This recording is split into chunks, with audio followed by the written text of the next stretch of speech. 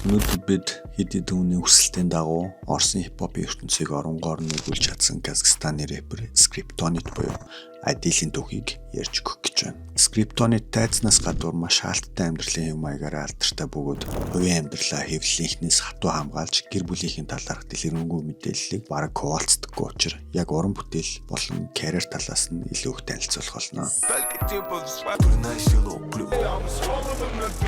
За ингээд Скриптонитын түүхтэй танилццгаая. Тэр Казахстаны Павлодар мужийн Ленинский гэдэг жижигхэн үйлдвэрийн хар бараан тусганд 90-ад онд мэндэлжээ. Тухайн үеийн амьдрал хатуу ширүүн утаа өнөртэй ирээдүйнийг л бүрхэг вайптай байсан гэж ярьдаг. Хүүхдүүд гадуур дэмэд хинж буруу зам руу орох нь маш амархан байсан үе. Гэхдээ Адил бодит байдлаас хөгжмөөр л дамжин зүгтэх боломжийг олж харсан юм. Тэрээр зүгээр л хөгжим сонсоод зөкссөнгүү 15 настайгаас л аавынхаа авч өгсөн хуучин компьютер дээр бит хийж эхэлжээ.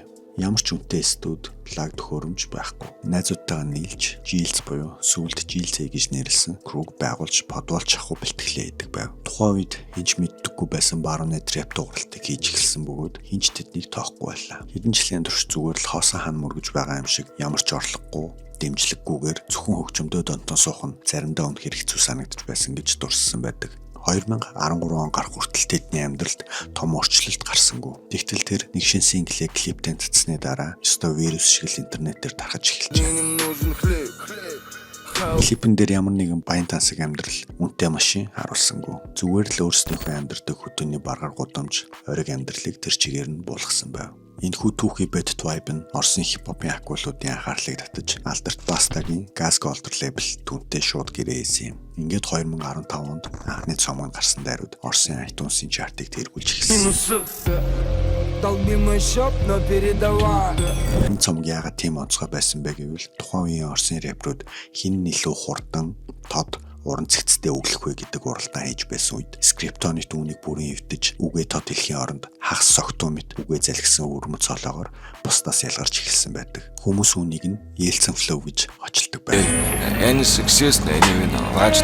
Түүний хувьд үгнээс илүү хөгжмийн дууралт ард нь явж байгаа гитар, бөмбөр, ерөнхий мэдрэмж нь илүү чухал байсан юм. Тэрээр рэп цомгийг яг л кино үзэж байгаа юм шиг үйл явдалтай маш нэрийн деталь дууралттайгаар хийснээр салбартаа жинхэнэ тесрэлт хийж чадсан юм. Скриптоны зүгээр нэг рэпер байха болж анхын салбарт дурлаж эхэлсэн шигээ хөгжим зохиож нэг л мэдхэд томоохон хөгжмийн продюсер болон хувирсан юм. 2019 онд өөрийн Musica 36 лейблээ байгуулан нутгийн казак залуусаа дэмжин Орсын зах зээлд ирэх хамгийн эрэлттэй, хамгийн өндөр үнэтэй бүтээлчдийн нэг болсон байв. Яг ингээд мөнгө хэвлэдэг машин шиг ажиллаж байтал 2022 онд дэлхийн геополитикийн хямрал буюу Украины дайнд дэгтлээ.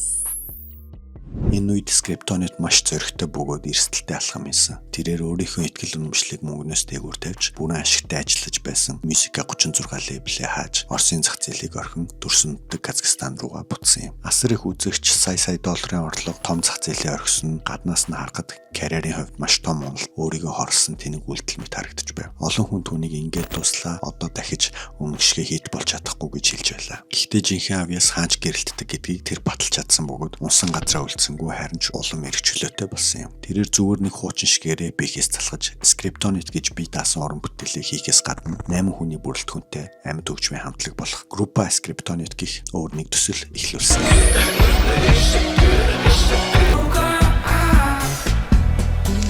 Одоо тэр зөвхөн хипхоп гэлтгүй альтернатив рок, драм, бейс, индастриал гэд төсөөлшгүй олон төрлөөр туршилт хийж байна. Орсын том зах зээлийг орхисон ч түүнийг сонсдог үнэнч фэнүүд нь түүнийг дагсаарлаа. Тэрээр олон нийтэд таалагдах гэж биш, зөвхөн өөрийнх нь дотоод ертөнцийг илэрхийлэх гэж уран бүтээл хийдэг гэдгээ цаг хугацаа өнгөрөх тусам улам хүчтэйгээр батлан харуулсаар байна. Скриптонит нь олон нийтийн өмнө байдаг pop хипхоп од шиг хэмцэр тансаг флекс хийсэн байдлаас ангир байхыг эрмэлзэж дуйлан шуганаас зайлсхийдэг бөгөөд хөгжим нь өөрийнхөө өмнөөс ярихыг илүүд үздэг. Томоохон хэмжээний ярилцлага бараг өгдөггүй учраас энэ удаагийн түүх маань нэлээд богино болсон төгөлцөлж. Скриптонитын дуунуудаас хамгийн дуртай дуугаа сэтгэл хэсэгт бичээрэй. Лайк болон саба дараарай.